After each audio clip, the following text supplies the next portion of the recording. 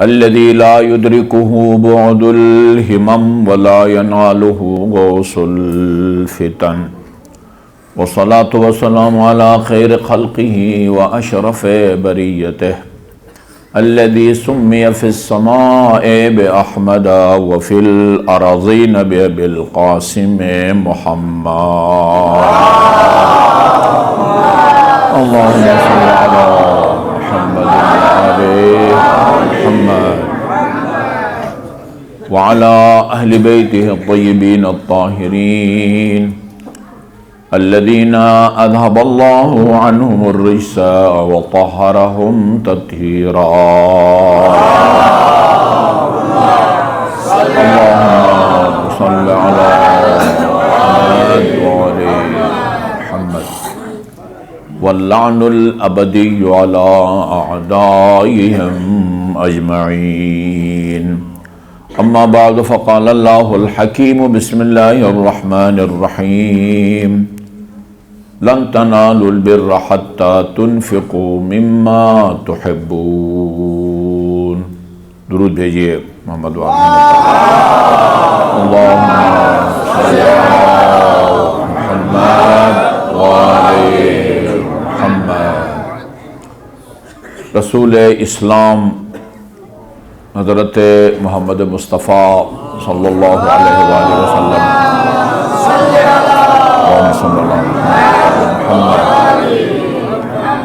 آپ نے فرمایا اکثروا بالصلاۃ علی فإنها نور فی القبر ونور علی الصراط ونور فی الجنہ. مجھ پر اور میری آل پر زیادہ سے زیادہ اور کثرت سے صلوات بھیجا کرو، اس لیے کہ یہ صلوات قبر میں بھی نور ثابت ہوگی، پل صراط پر بھی نور ثابت ہوگی اور جنت میں بھی نور ثابت ہوگی. اس کا مطلب یہ ہے کہ ہمیں قبر میں بھی روشنی چاہیے، پل صراط پر سے گزرنے کے لیے بھی روشنی چاہیے، جنت پہنچنے کے بعد بھی روشنی چاہیے، اور انہی تینوں مقامات پر روشنی اسے نصیب ہوگی جو محمد اور آل محمد پر صلوات بھیجے.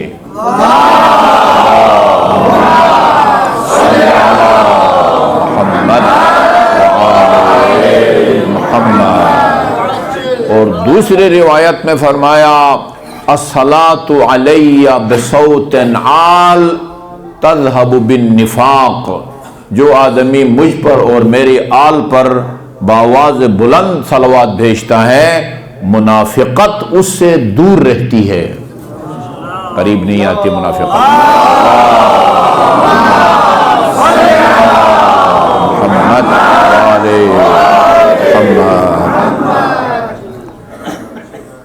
میں مومنین کرام اور عزاداران سیدہ نساء العالمین، آج آپ کی شب شہادت ہے. اس مناسبت سے میں سب سے پہلے حجت ابن الحسن مہدی موعود امام زمان اجل اللہ تعالی فرجہ الشریف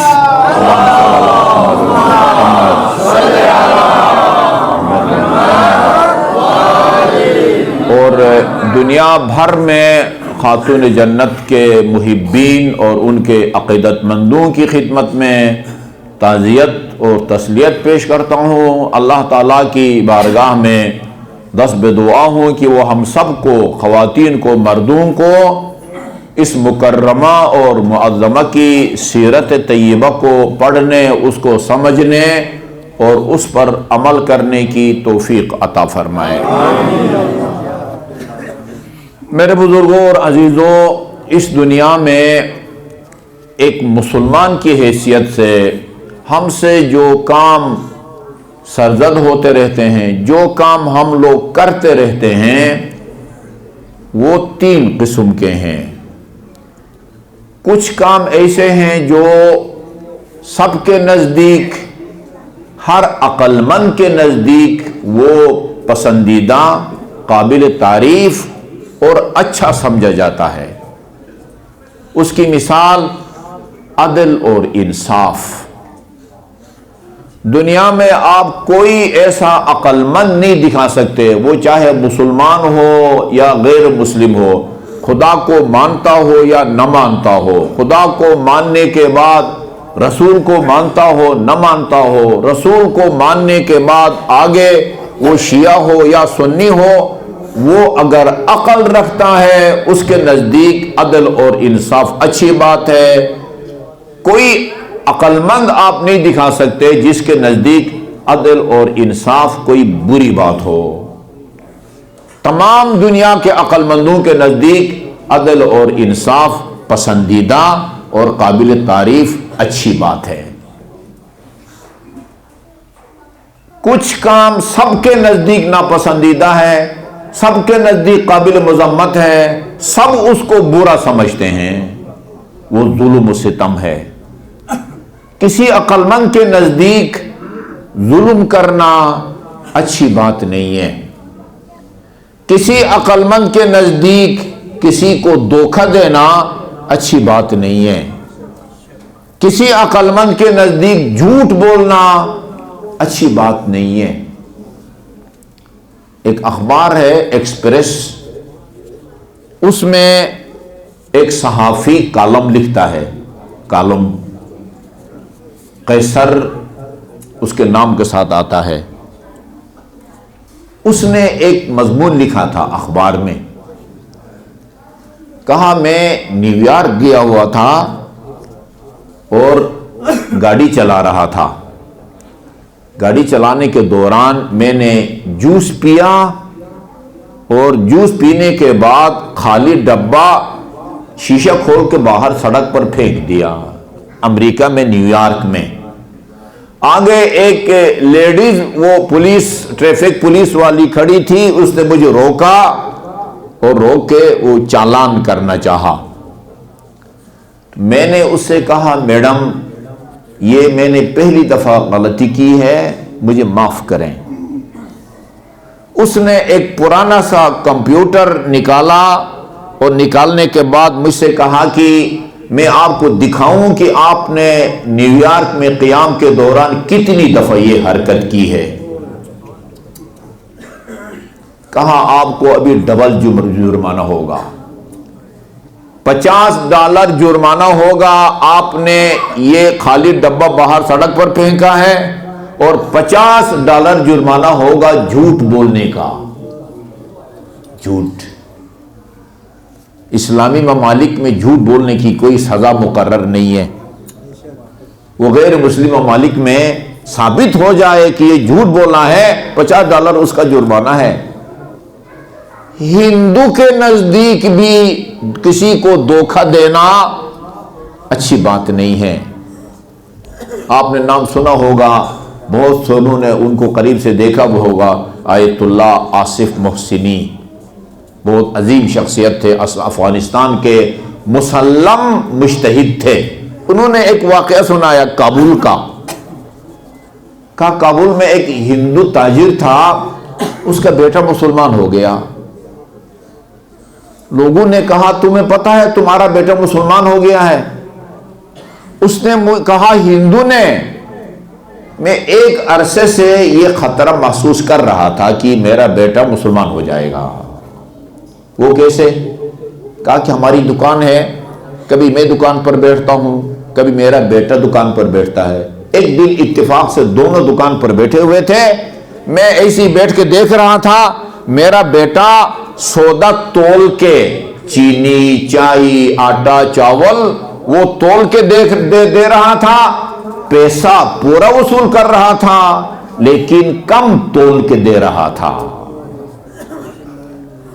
مجھے خطرہ محسوس ہوا کہ اس کے اندر آہستہ آہستہ مسلمانوں والی حرکتیں سرایت کر رہی ہیں۔ ہندو بھی یہ سمجھتا ہے کہ کم تول کے دینا اچھی بات نہیں ہے۔ اس نے قرآن کو نہیں پڑھا، اس نے سورہ مطففین کو نہیں پڑھا ہے، جہاں اللہ تعالیٰ نے فرمایا ہے وَيْلٌ لِّلْمُطَفِّفِينَ، کم تولنے والوں کے لیے ویل ہے، ہلاکت ہے۔ جب خریدتے ہیں تو پورا پورا تول کے خریدتے ہیں، اور جب بیچتے ہیں تو کم تول کے دیتے ہیں۔ یہ سورہ مطففین کے اندر ہے۔ وہ تو خدا کو بھی نہیں مانتا، قرآن کو بھی نہیں مانتا، عقل رکھتا ہے، اس کے نزدیک کم تول کے دینا بری بات ہے، امانت میں خیانت بری بات ہے، جھوٹ بولنا بری بات ہے۔ ہر عقل مند کے نزدیک ظلم، جھوٹ بولنا، امانت میں خیانت کرنا بری بات ہے۔ ہر عقل مند کے نزدیک سچ بولنا، امانت کا مظاہرہ کرنا اچھی بات ہے، عدل و انصاف اچھی بات ہے۔ کچھ کام ایسے ہوتے ہیں جو کبھی اچھے ہوتے ہیں اور کبھی برے ہوتے ہیں۔ ظلم کبھی بھی اچھا نہیں ہوتا، عدل اور انصاف کبھی بھی برا نہیں ہوتا، لیکن کچھ کام ایسے ہیں جو کبھی اچھے ہیں کبھی برے ہیں۔ وہ کون سا کام ہے جو کبھی اچھا ہے اور کبھی برا ہے؟ مال دنیا کمانا کبھی اچھا ہو جاتا ہے، کبھی برا ہو جاتا ہے۔ مال دنیا کبھی جنت کی کنجی چابی ثابت ہوتا ہے، کبھی مال دنیا جہنم کا ایندھن اور وہ لوہے کا توق ثابت ہوتا ہے جو روز قیامت جہنمیوں کو پہنایا جائے گا۔ میں دو مثالیں آپ کی خدمت میں عرض کرتا ہوں۔ مال دنیا کب وبال جان ثابت ہوتا ہے، مال دنیا کب انسان کے لیے عذاب کا باعث بنتا ہے، جہنم کا ایندھن اور آہنی توق بنتا ہے۔ ایک انصاری رسول خدا صلی اللہ علیہ وآلہ وسلم کی خدمت میں آیا، اللہم صلی علی محمد وآل محمد۔ ایک روایت میں ہے البخیل کل البخیل، بخیل سب سے بڑا بخیل اور کنجوس وہ ہے کہ جس کے سامنے محمد کا نام لیا جائے اور وہ درود نہ بھیجے۔ سب سے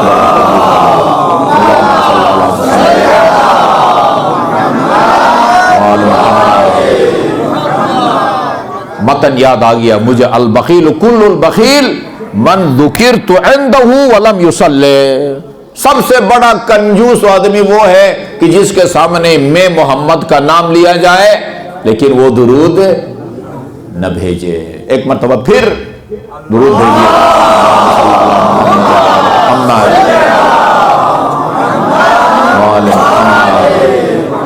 روایت میں ہے فَإِنَّهَا تَحُطُّ الذُّنُوبَ حَتَّى الْوَرَقِ۔ یہ خزان کے موسم میں درخت کے پتے گرتے ہیں نا، موسم خزان میں اس وقت گلگت بلتستان میں بعض بڑے سخت جنگ ہوتے ہیں، وہ پہاڑ کے اوپر برف کے اوپر بھی وہ اس کے پتے سرسبز رہتے ہیں، بعض ایسے ہیں، لیکن عام طور پر اخروٹ کا درخت، خوبانی کا درخت، آڑو کا درخت، سب کے پتے گر جاتے ہیں۔ اس وقت پورے گلگت بلتستان کے درخت جو ہے نا وہ گنجے ہو چکے ہیں، ان کے درخت سارے گر چکے ہوتے ہیں۔ فرماتے ہیں فَإِنَّهَا تَحُطُّ الذُّنُوبَ حَتَّى الْوَرَقِ، محمد اور آل محمد پر جو درود بھیجتا ہے اس کے گناہ اس طرح گرتے ہیں، جھڑتے ہیں جس طرح موسم خزاں کی سردی سے درخت کے پتے گرتے ہیں۔ صلی اللہ علیہ وسلم۔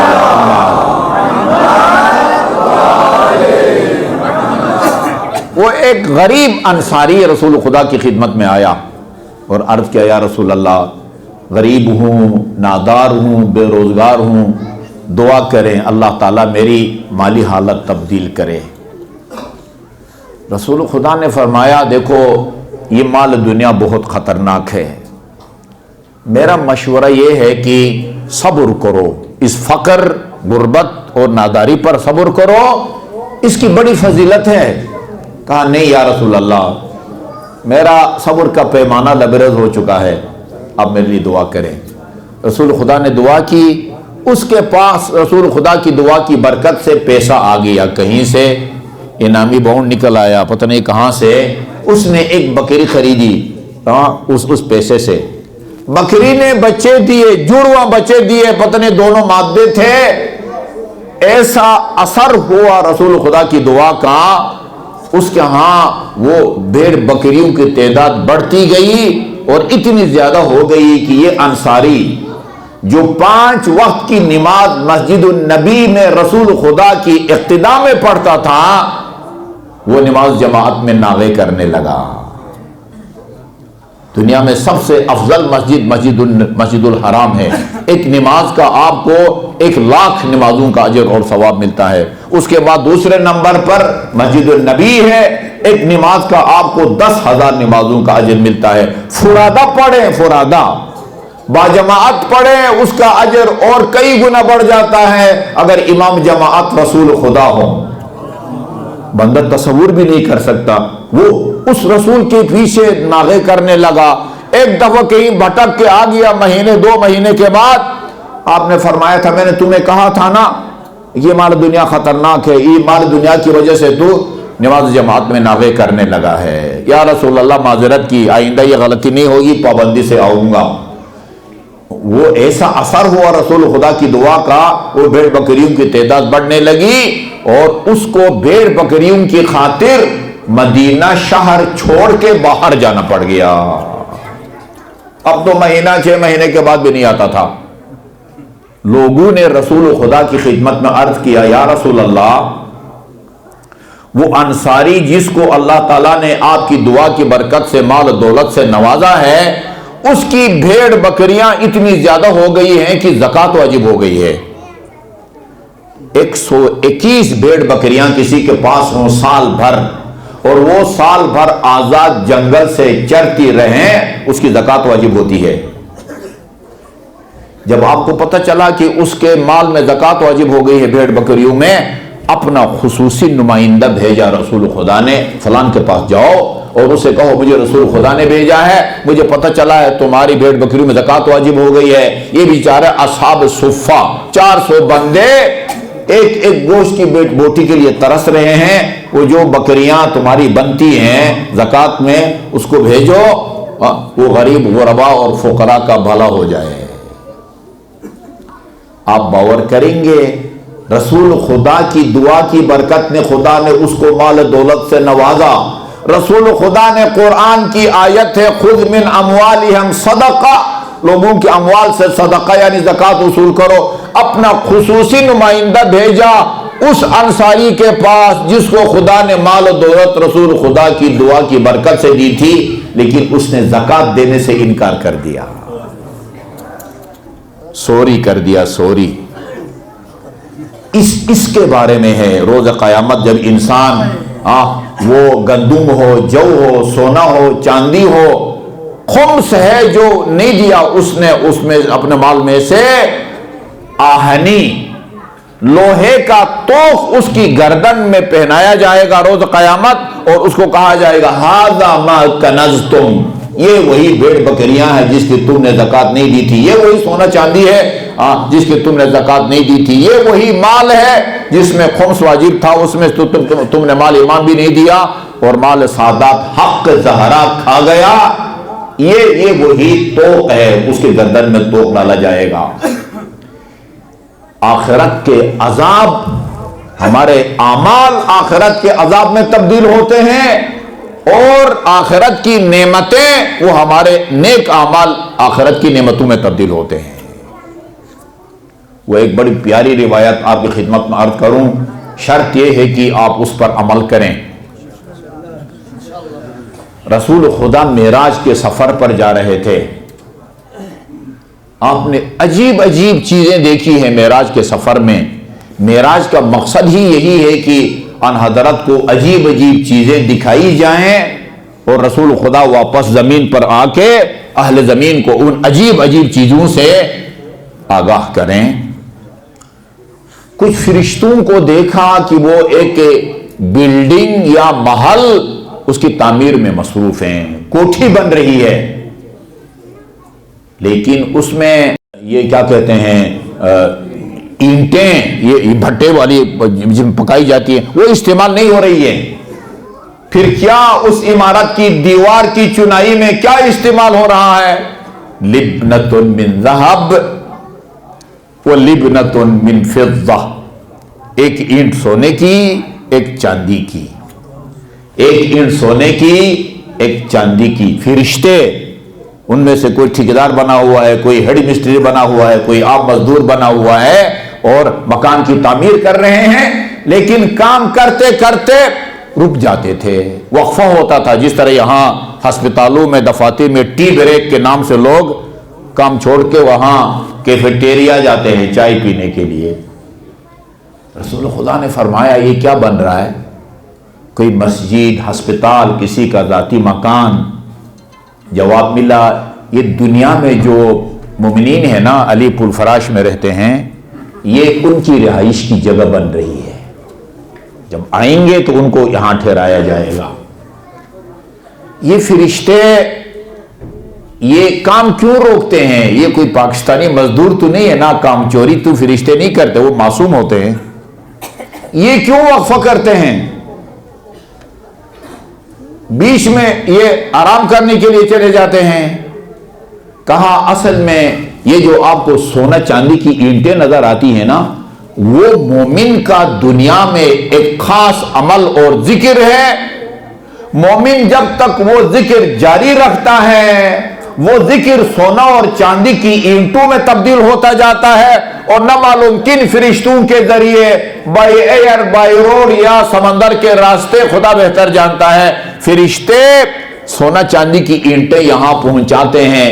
جب تک مومن اپنا ذکر جاری رکھتا ہے، وہ قدرت کے کارخانے میں وہ سونا اور چاندی کی اینٹیں بنتی جاتی ہیں اور یہ اپنا کام جاری رکھتے ہیں. مومن اپنا ذکر روک لیتا ہے، اینٹیں نہیں بنتی، مٹیریل نہیں پہنچتا، فرشتے کام روکنے پر مجبور ہو جاتے ہیں. وہ کون سا ذکر ہے؟ میرے خیال میں جہاں جہاں تک میری نگاہ جا رہی ہے نا، ایک بندہ بھی نہیں ہے جس کو وہ ذکر یاد نہ ہو، اور وہ تسبیحات اربع ہے.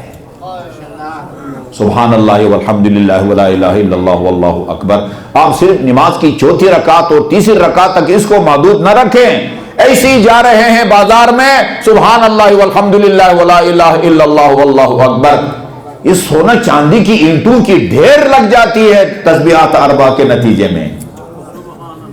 اب یہ الگ بات ہے کہ ایک دفعہ تسبیحات اربع پڑھنے سے ایک اینٹ بنتی ہے. میرے خیال میں ایک تسبیحات اربع سے 10 اینٹیں بنتی ہوں گی، چونکہ خدا نے فرمایا ہے من جاء بالحسنۃ فلہ عشر امثالھا. ایک سونا چاندی ایک دفعہ تسبیحات اربع سے، اس آیے کریمہ کی روشنی میں میں کہہ سکتا ہوں کہ 10 سونے اور چاندی کی اینٹیں بنتی ہے. آپ اس سے بھی زیادہ بناتے جائیں، اگر سونا چاندی کی اینٹیں بچ جائیں تو کسی اور مومن کے کام آئیں گی. وہاں ہمارے پاس کراچی کا ایک طالب علم تھا، عادل اس کا نام تھا، چھوڑ کے چلا گیا، کچھ گھریلو مجبوریوں کی وجہ سے چھوڑ کے چلا گیا. وہ کہہ رہے تھے کہ ہادی ٹی وی پر میرے ابو نے آپ کا ایک پروگرام دیکھا تھا، اس میں یہ آپ نے جو تسبیحات، معتبر روایت ہے، یہ معتبر روایت ہے، وہ میں نے آیت اللہ محسنی کی کتاب اخلاق اسلامی کا جو ترجمہ کیا ہے، اسلامی اخلاق کا جدید اسلوب، اس کے اندر یہ روایت درج ہے. یہ کتاب اخلاق اتنی معتبر روایات پر مشتمل ہے، پورے پاکستان کے مدارس میں اخلاقیات کی کتاب کے طور پر اس کو شامل کیا گیا ہے. اسلامی اخلاق کا جدید اسلوب، اس کے اندر یہ لکھا ہوا ہے. وہ طالب علم کہہ رہے تھے کہ میرے ابو نے وہ ہادی ٹی وی پر آپ سے یہ روایت سنی ہے، اور سن کے اپنے حساب سے ان کو جتنے کمرے چاہیے تھے وہاں اس حساب سے فی کمرے اتنی اینٹیں حساب کتاب لگا کے انہوں نے، وہ کہہ رہے تھے کہ مجھے جتنی اینٹوں کی ضرورت تھی اتنے تسبیحات اربع پڑھ چکا ہوں. آپ کا پلاٹ، آپ کا پلاٹ وہاں آپ کے نام الاٹ ہے، اس پلاٹ کو آباد کرنا، اس کے اندر ایک بہت بڑا محل تعمیر کرنا، اس میں پھلدار درخت لگانا، یہ میرا اور آپ کے کام ہے. تسبیحات اربع سے مکان بنتا ہے، اور بہت سارے ایسے ہیں، من قال لا الہ الا اللہ، جو ایک مرتبہ لا الہ الا اللہ پڑھے، ایک پھلدار درخت وہاں لگ جاتا ہے. خدا لگاتا ہے اپنے دست قدرت سے. اس لیے روایت میں ہے، اہل سنت کی کتابوں میں یہ روایت ہے، من سرہ ان یحیا حیاتی، رسول خدا نے فرمایا جو شخص یہ چاہتا ہے کہ اس کو میں رسول خدا جیسی زندگی نصیب ہو، وَيَمُوتَ مَمَاتِي، اور اس کو میں رسول جیسی موت نصیب ہو، وَيَسْكُنَ جَنَّةَ عَدْنٍ الَّتِي غَرَسَهَا اللَّهُ بِيَدِهِ، اور اس جنت میں جانا چاہتا ہے جس کے پھلدار درختوں کو اللہ نے اپنے دست قدرت سے لگایا ہے، فَلْيُوَالِ عَلِيَّ، اسے چاہیے علی کی ولایت کا اقرار کرے، اس کے بغیر اس جنت میں بندہ نہیں جا سکتا۔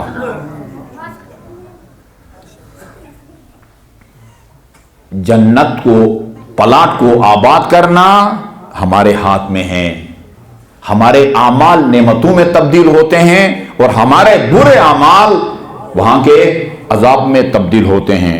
اگر یہ تسبیحات اربعہ سونا اور چاندی کی اینٹوں میں تبدیل ہوتے ہیں، بعض اعمال ہیں جو بچھو میں تبدیل ہو جاتے ہیں، وہی بعض اعمال مال جو راہ خدا میں آپ نہیں دیتے، روکے رکھتے ہیں، وہ آہنی توخ میں تبدیل ہو جاتے ہیں، اور تسبیحات اربعہ سونا اور چاندی کی اینٹوں میں تبدیل ہوتے ہیں جو آپ کے لیے زیر تعمیر مکان میں استعمال ہوتے ہیں۔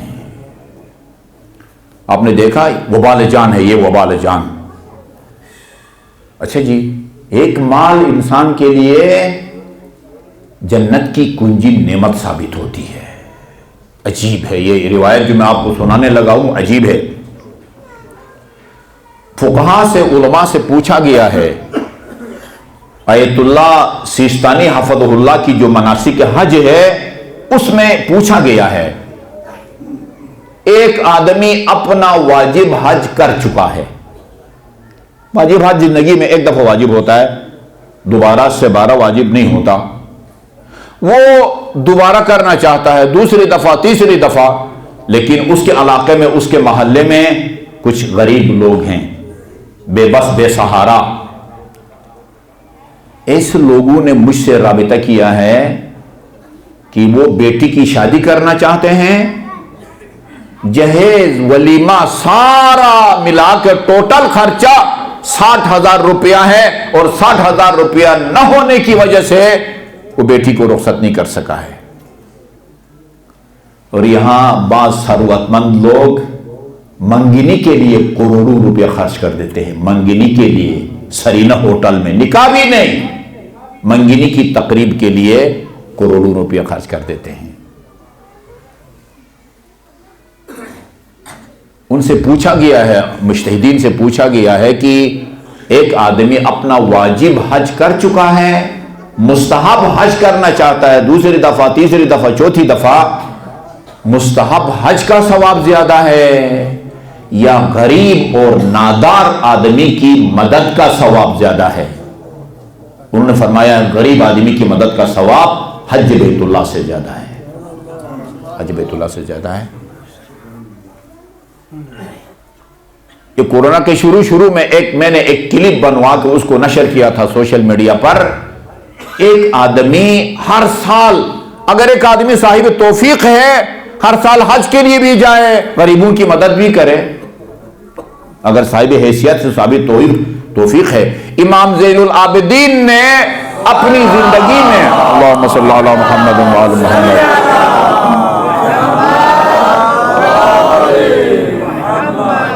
امام زین العابدین نے اپنی زندگی میں 25 حج انجام دیے، 25 پیدل جا کے۔ 460 کلومیٹر ہے مکہ سے لے کر مدینہ تک، ابھی تو موٹر وے بنی ہے نا، دشوار گزار راستوں سے چل کے 25 حج کیے پیدل۔ سواری ہوتی تھی، سواری پر سوار نہیں ہوتے تھے، اور سواری ایسی چل رہی ہوتی تھی، پیدل چلتے تھے۔ لوگ کہتے تھے کہ فرزند پیغمبر آپ کے پاس سواری ہے، اس پر سوار کیوں نہیں ہوتے؟ کہا مجھے شرم آتی ہے کہ سوار ہو کے خدا کی بارگاہ میں جاؤں۔ جہاں 25 حج کیے وہاں امام زین العابدین مدینے کے 100 فیملی اور خاندانوں کی مکمل کفالت کرتے تھے۔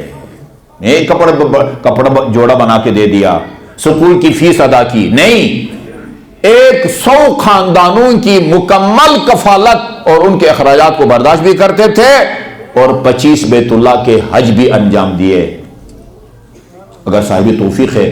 اگر نہیں ہے بھائی کچھ پیسہ ہے یا اس سے حج کیا جا سکتا ہے یا کسی غریب کی مدد کی جا سکتی ہے، کیا کروں، حج کروں یا غریب کی مدد کروں؟ علماء نے اہل بیت نے فرمایا ہے غریب کی مدد کرو، اس کا ثواب زیادہ ہے، حج بیت اللہ کا اتنا ثواب نہیں ہے۔ ہر سال بیت اللہ کا حج کرتا تھا بندے خدا، ایک سال اس کی سواری مر گئی، گھوڑا، خچر، اونٹ، گدھا، یہ اس زمانے کی گاڑیاں یہی ہوتی تھی، وہ سواری اس کی مر گئی۔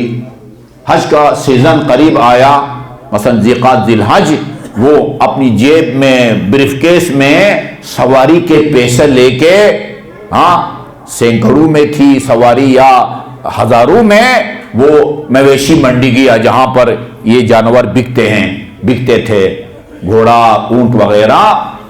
اچھا، راستے میں دیکھا اس نے کہ ایک کوڑا کی ڈھیر ہے، کچرا کے ڈھیر ہے، اس کے اوپر ایک مرغی مری پڑی ہے، مرغی مردار، اس کے سامنے ایک برقپوش باحجاب اور پاک دامن عورت آئی اور اس مردار مرغی کو اٹھا کے سائڈ پر بیٹھ گئی اور اس کے بال نوچنا شروع کیا، اس کو صاف کرنا شروع کیا۔ یہ قریب گئے، کہا کہ بی بی آپ مسلمان ہیں یا غیر مسلم ہیں؟ کہا کہ میں الحمدللہ مسلمان ہوں۔ یہ کیا کرنے لگی ہیں؟ کہا اس کو صاف کر کے کھاؤں گی، بچوں کو کھلاؤں گی۔ بی بی اسلام میں مردار کا گوشت کھانا حرام ہے، حرمت علیکم المیتۃ والدم ولحم الخنزیر، مردار کا گوشت کھانا، خون پینا، یہ اور اسی طرح وہ سور کا گوشت کھانا حرام ہے۔ کہا یہ مسئلہ بھی مجھے آتا ہے، مسلمان بھی ہوں، یہ مسئلہ بھی مجھے آتا ہے، لیکن میں مجبور ہوں، میرے پاس اس کو کھانے کا شرعی جواز موجود ہے۔ اس نے کھوج لگایا، مزید تحقیق کی، اس خاتون نے کہا میں ایک بیوہ سیدانی ہوں، میری 3 یا 4 بچیاں ہیں، ہمارے فاقوں کا آج 4تھا دن ہے، 4 دن سے ہم نے کچھ بھی نہیں کھایا۔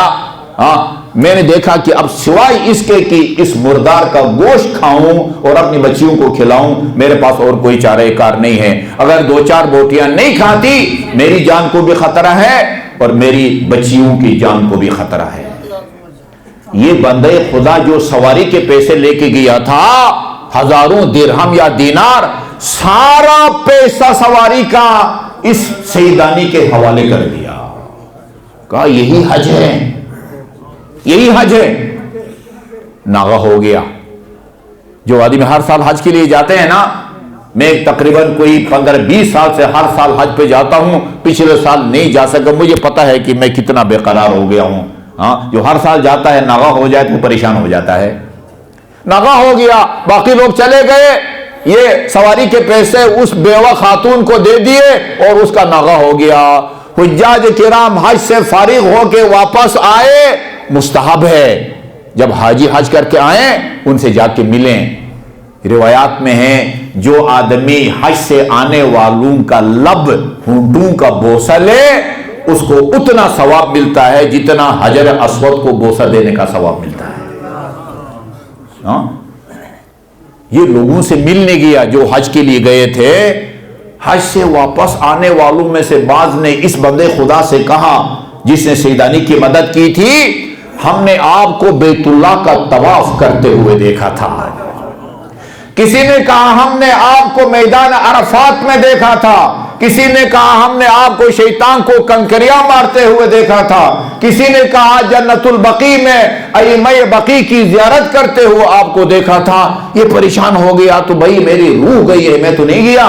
یہ روایت کے آخر میں کہتا ہے کہ چونکہ اس بندے خدا نے حج کے اخراجات سے اس سیدانی کی مدد کی تھی، اللہ تعالیٰ نے اس بندے خدا کا ہم شکل ایک فرشتہ پیدا کیا اور اس فرشتے کی یہ ڈیوٹی لگا دی کہ قیامت تک ہر سال جا کے اس بندے خدا کے لیے بیت اللہ کا تم نے حج کرنا ہے۔ ہر سال بیت اللہ کے حج کے لیے جاتے ہو۔ یہ پیسہ قابل تعریف ہے. یہ جنت کی کنجی ہے. یہ جنت کی کنجی. آپ نے دیکھا کچھ کام ہر حالت میں برے ہیں. ظلم، جور، جھوٹ بولنا، امانت میں خیانت کرنا، وعدہ کر کے اس کو پورا نہ کرنا، ہر عقل مند کے نزدیک یہ بری باتیں ہیں، قابل مذمت ہیں. کچھ کام سب کے نزدیک اچھا ہے. سچ بولنا، وعدہ کر کے اس کو پورا کرنا، یہ امانت داری کا مظاہرہ کرنا اچھا ہے. کچھ کام بعض اوقات اچھے ہیں، بعض اوقات برے ہیں. حلال طریقے سے مال دنیا کو کما کے اس میں سے حقوق اللہ اور حقوق الناس کو جو ادا کرے گا وہ جنت میں جائے گا.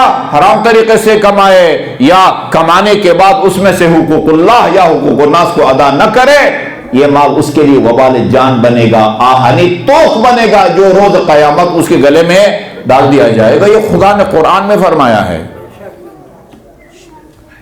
لن تنالوا البر حتى تنفقوا مما تحبون. قرآن کی آیات اور روایات سے پتہ چلتا ہے کہ محمد اور آل محمد کو ہم سے جتنی ہمدردی ہے، ہمارے انجام کے بارے میں محمد و آل محمد جتنے فکر مند ہوتے تھے، ہم خود اپنے بارے میں اتنے فکر مند نہیں ہیں. قرآنی آیت میں ہے اللہ تعالیٰ اپنے حبیب کو تسلیت دیتا ہے، دل جوئی کرتا ہے. طٰہٰ مَا أَنزَلْنَا عَلَيْكَ الْقُرْآنَ لِتَشْقَىٰ. میرے حبیب یہ قرآن میں نے تیرے اوپر اس لیے نازل نہیں کیا کہ تم اتنی مشقت کر. دوسری آیت میں ہے لَعَلَّكَ بَاخِعٌ نَفْسَكَ. یہ لوگوں کو گمراہ دیکھ کے، ایمان لانے سے انکار دیکھ کے تجھے اتنا صدمہ ہو رہا ہے کہ ہمیں تو تمہاری زندگی کو خطر لاحق ہوتا ہے. میرے حبیب اتنے فکر مند ہونے کی ضرورت نہیں ہے. جس مکرمہ اور معظمہ کی شہادت منانے کے لیے آپ بیٹھے ہیں، اس کی پہلو میں جو دل تھا وہ میرے اور آپ کے لیے اس طرح دھڑکتا تھا جس طرح ہمارا اپنا دل اپنے لیے اتنا نہیں دھڑکتا. بابا رسول خدا کی خدمت میں تشریف لائی اور عرض کیا بابا آپ نے میری شادی علی سے کی، 500 درہم حق مہر رکھا. 500 درہم میری شادی کے بعد اب جو بھی اپنی بیٹی کی شادی کرتا ہے 500 درہم حق مہر رکھ رہا ہے. میں رحمت للعالمین کی بیٹی ہوں، سب سے افضل مخلوق کی بیٹی ہوں. میرا حق مہر بھی 500 درہم اور عام عرب لڑکیوں کا حق مہر بھی 500 درہم. بابا کوئی فرق ہونا چاہیے میرے حق مہر اور عام عرب لڑکیوں کے حق مہر میں. فرمایا بیٹی یہ 500 درہم امیر المومنین فوراً ادا کر چکے تھے. فرماتے ہیں بیٹی علی سے کہتے ہیں 500 درہم اور دے دے، 1000 درہم تمہارا حق مہر ہو جائے، کافی ہے. یا علی سے کہتے ہیں درہم کے بجائے دینار دے دے. درہم چاندی کا ہوتا تھا اور دینار سونے کا ہوتا تھا. فرماتی ہے بابا میں آپ کے پاس کوئی درہم و دینار حق مہر کے طور پر کمانے نہیں آئی، بلکہ میں یہ کہوں گی کہ علی نے جو 500 درہم حق مہر ادا کر دیا ہے نا وہ بھی علی کو واپس کر دیں. پھر بیٹی 500 درہم بھی نہیں چاہیے، پھر بابا کے پاس کیا خواہش اور فرمائش لے کے آئی ہو؟ بابا میں یہ خواہش لے کے آئی ہوں کہ آپ خدا کی بارگاہ میں یہ دعا کریں کہ وہ مجھے حق مہر کے طور پر گناہگاروں کی شفاعت کے اختیارات دے. کتنی دل سوز ہے یہ بی بی، ہماری قربان اور نثار. بی بی نے خواہش کا اظہار کیا. دوسرے لمحے جبرائیل امین سبز رنگ کے کپڑے میں شفاعت کے اختیارات و دستاویز لے کے رسول خدا کی خدمت میں حاضر ہوئے. عرض کیا یا رسول اللہ یہ اللہ کی طرف سے آپ کی صاحبزادی کے حق مہر کے طور پر شفاعت کے اختیارات لے کے آیا ہوں. وصیت فرمائی دختر پیغمبر نے، شفیع روز جزا نے، جب میں اس دنیا سے جانے لگوں ان اختیارات کو میرے کفن میں لپیٹ کر میرے ساتھ دفن کر دو، کل میں ان اختیارات کو استعمال کر کے گناہگاروں کو جنت کا حقدار بناؤں گی۔ آئیے امام جعفر صادق کی زبان مبارک سے سنتے ہیں کہ یہ بی بی ان اختیارات کو کہاں استعمال کریں گی، کب استعمال کریں گی۔ آپ نے پتہ نہیں شاید نہ سنا ہو، میں نے خود اپنے کانوں سے سنا، آنکھوں سے دیکھا، سپاہ صحابہ کے سرپرست اعلیٰ مولوی لدھیانوی نے اس روایت کو پڑھا ہے۔ اس کا مطلب یہ ہے کہ اہل سنت برادران کے ہاں بھی یہ روایت ہے، ہماری ہاں بھی یہ روایت ہے۔ اذا کان یوم القیامہ، جب قیامت کا دن ہوگا، منادی یعنی جبرائیل کی آواز آئے گی، یا اہل محشر، محشر والو غضوا ابصارکم، اپنی نگاہوں کے نیچے رکھو، نکسوا رؤوسکم، سروں کو بھی جھکاؤ۔ کون؟ کس کے احترام میں؟ کون ہستی آ رہی ہے؟ فإن فاطمة بنت محمد تجود على الصراط، ابھی تھوڑی دیر میں محمد مصطفیٰ کی بیٹی میدان محشر سے گزر کے پل صراط کو عبور کرنا چاہتی ہے۔ عزاداروں، ہماری روایات بتاتی ہیں 70,000 فرشتوں نے اس ناقہ کے رکابوں کو تھاما ہوگا، پکڑا ہوگا، جس پر دختر پیغمبر سوار ہو کے تشریف لائیں گی، لیکن خالی ہاتھ نہیں ہوں گی۔ وفی یدہا قمیص مخضوب بدم الحسین، میدان محشر میں کھڑی ہوں گی، ہاتھ میں مظلوم بیٹے کا خون آلود کرتا اور قمیص بھی ہوگی، اور خدا کی بارگاہ میں فریاد کریں گی، الہی انت العدل و انت الحکم، خدایا آج کی عدالت کا قاضی اور حاکم تو ہے، احکم بینی و بین قاتل ولدی، میرا فیصلہ اور میرے مظلوم بیٹے کے قاتل کا فیصلہ تو خود فرمانا۔ ایک اور دعا کریں گی، خدایا مجھے ان عزاداروں کی شفاعت کی خصوصی اجازت دے جو دنیا میں میرے مظلوم بیٹے کے مسائل کو یاد کر کے روتے رہے۔ میدان محشر کو عبور کر کے، پورے صراط کو بھی عبور کر کے جنت کے دروازے تک پہنچے گی، جنت میں داخل نہیں ہوگی، جنت کی طرف پشت، اہل محشر کی طرف رخ کر کے کھڑی ہو جائیں گی۔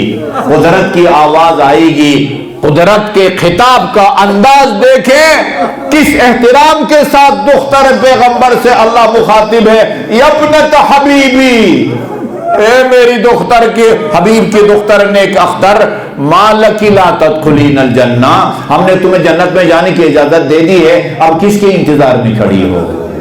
فرمائیں گی، الہی انی احب ان یعرف قدری فی مثل ھذا اليوم، فاطمہ چاہتی ہے آج محشر والے کم از کم سمجھیں کہ فاطمہ کا خدا کی بارگاہ میں کیا مقام و منزلت ہے۔ اجازت ملے گی، تلتقط، صادق آل محمد کے الفاظ ہیں، تلتقط شیعتہا کما یلتقط الطیر الحب الجید من الردی، اس طرح چن چن کے اپنے پیروکاروں کو، شیعوں کو ساتھ جنت میں لے کے جائیں گی، جس طرح پرندہ زمین سے جنت کو اس کو اٹھاتا ہے، دانے کو اٹھاتا ہے۔ یہ روایت یہاں پر ختم نہیں ہوتی، جتنے لوگ خاتون جنت کی شفاعت کے نتیجے میں جنت کے حقدار بنیں گے، خدا ان سے فرمائے گا میں تمہیں بھی گناہگاروں کی شفاعت کی اجازت دیتا ہوں۔ انظروا الی من اطعمکم فی حب فاطمہ، دیکھو ان اہل محشر میں سے کس نے دنیا میں فاطمہ کی محبت میں تمہیں کھانا کھلایا تھا، کس نے تمہیں فاطمہ کی محبت میں گلاس پانی کا پلایا تھا، کس نے تمہیں فاطمہ کی محبت میں لباس دیا تھا، اس کو بھی اپنے ساتھ جنت میں لے کے جاؤ۔ آپ نے اندازہ لگایا اہل محشر میں انبیاء بھی ہوں گے، اوصیاء بھی ہوں گے، عام مومنین بھی ہوں گے، سب سے کہا جائے گا محمد کی بیٹی آ رہی ہیں، احترام میں نگاہوں کو نیچے رکھو۔ عزاداروں مجھے عرض کرنے دیں، یہ بی بی جس کے احترام کے لیے پورا اہل محشر کو حکم دیا جا رہا ہے نگاہیں نیچے رکھو، ادھر بابا کی آنکھ بند ہوئی، الواسقون لظلم آل محمد و محمد ملکا بلا تکفینی. ابھی تو فاطمہ کے بابا کو کفن بھی نہیں دیا گیا تھا مگر مسلمان آل محمد پر ظلم و ستم کے لیے کمر بستہ ہو گئے. وَمُجَمِّعِ حَطَبٍ عَلَى الْبَيْتِ الَّذِي، اس گھر کے دروازے پر آگ اور لکڑیاں لے کے آئے. لم يجتمع لولا شمل الدینی، وہ گھر گھرانہ نہ ہوتا آج اسلام کا نام و نشان نہ ہوتا. اور والداخلین علی البطولۃ بیتہا والمسبقین لہا اعد جنینی. وہ جس گھر کے دروازے پر جبرائیل امین کھڑے ہو کے اجازت طلب کرتے تھے. فیا عجبا یستأذن الامین. مسلمانوں تمہیں تعجب نہیں ہوتا اس گھر میں تو جبرائیل امین بھی اجازت کے بغیر داخل نہیں ہوتا تھا. علیہم ویہجم الخون، مگر یہ خائن اجازت کے بغیر داخل ہوئے. قال، روایت ہے قال سلیم قلت للسلمان، سلیم بن قیس کہتے ہیں سلمان فارسی اس در دیوار کے سانحے کا عینی گواہ تھا. قال سلیم قلت للسلمان، سلیم بن قیس کہتے ہیں میں نے سلمان فارسی سے سنا، پوچھا میں نے سنا ہے لوگ اجازت کے بغیر داخل ہوئے، میں اعتبار نہیں کرتا. قد دخلوا ولم يكن استئذان، کیا تیرے سامنے یہ لوگ اجازت کے بغیر داخل ہوئے؟ سلمان کہتے ہیں ای وعزت الجباری، مجھے خدا کی عزت و جلال کی قسم کوئی اجازت نہیں لی.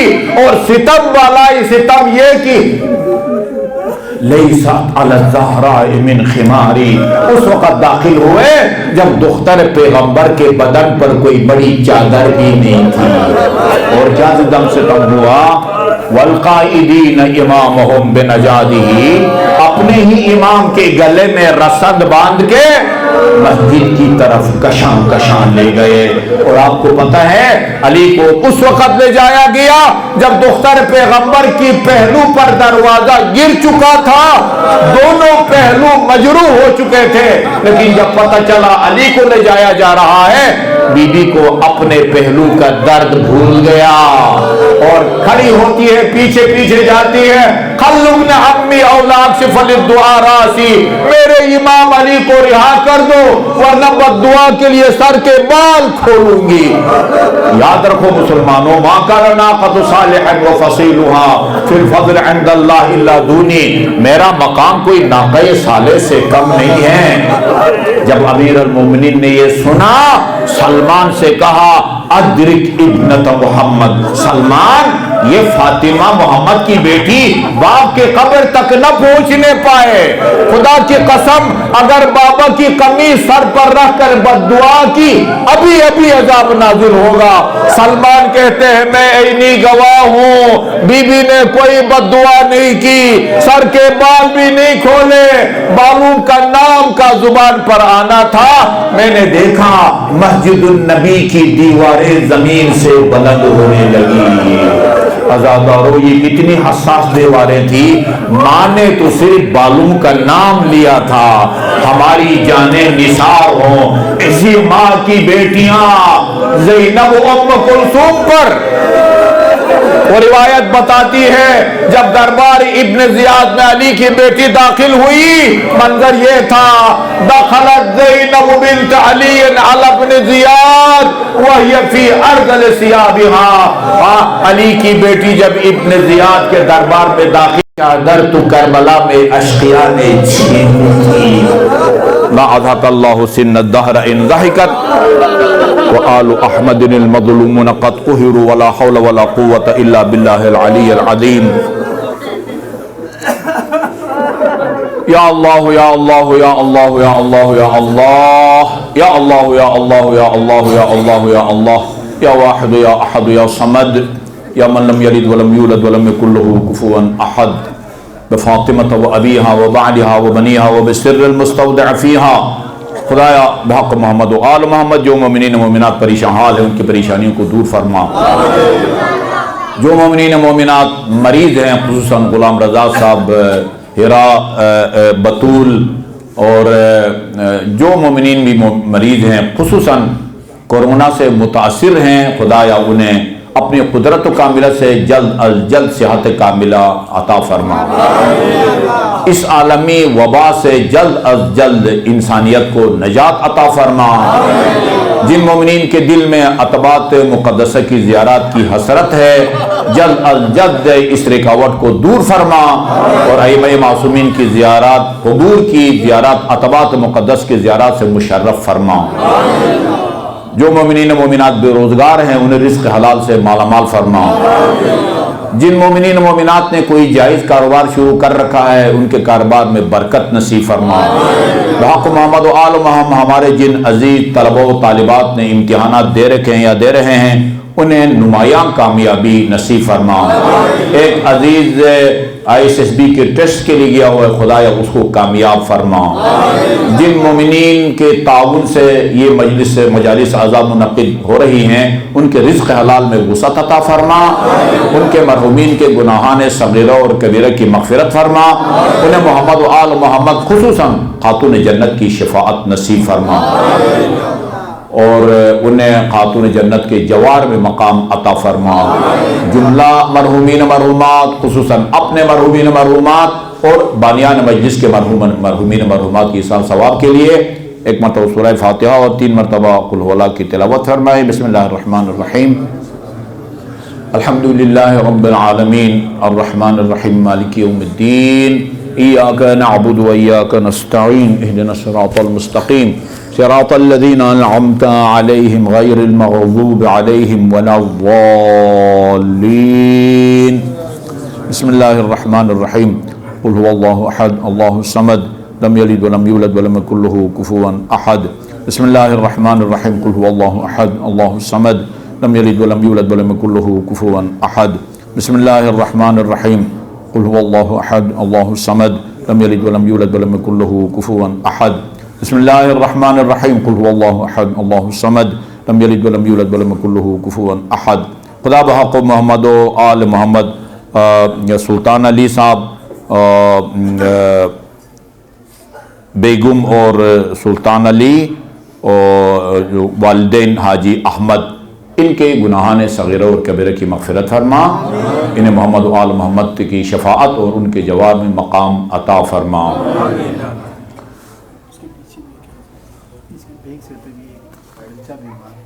ایک خاتون کا بیٹا بیمار ہے، خدایا بحق محمد و آل محمد اس بچے کو صحت کامل اور عاجل عطا فرما۔ یہ ایک مرتبہ درخواست کروں گا، اب تک جتنے مومنین اس دنیا سے رحلت کر چکے ہیں، خصوصاً جن کا کوئی پرسان حال نہیں، یاد کرنے والا نہیں، ان کی ایصال ثواب کے لیے آج کی اس شہادت کی شب میں سورہ فاتحہ کو ہدیہ کر دیں۔ بسم اللہ الرحمن الرحیم، الحمدللہ رب العالمین الرحمن الرحیم مالک یوم الدین، نعبد و ایاک نستعین، اہدنا الصراط المستقیم صراط الذین انعمت علیہم غیر المغضوب علیہم ولا الضالین۔ بسم اللہ الرحمن الرحیم، قل هو اللہ احد اللہ الصمد لم یلد ولم یولد ولم یکن له کفوا احد۔ بسم اللہ الرحمن الرحیم، قل هو اللہ احد اللہ الصمد لم یلد ولم یولد ولم یکن له کفوا احد۔ بسم اللہ الرحمن الرحیم، قل هو اللہ احد اللہ الصمد لم یلد ولم یولد ولم یکن له کفوا احد۔ بسم اللہ الرحمن الرحیم، قل هو اللہ احد اللہ الصمد لم یلد ولم یولد ولم یکن له کفوا احد۔ ہمارے معتبر روایات کا مضمون ہے جو دعائیں ہم مانگتے ہیں اس وقت تک وہ معلق رہتی ہیں جب تک محمد اور آل محمد پر صلوات نہ بھیجیں۔ ان دعاؤں کی استجابت کی نیت سے بآواز بلند صلوات۔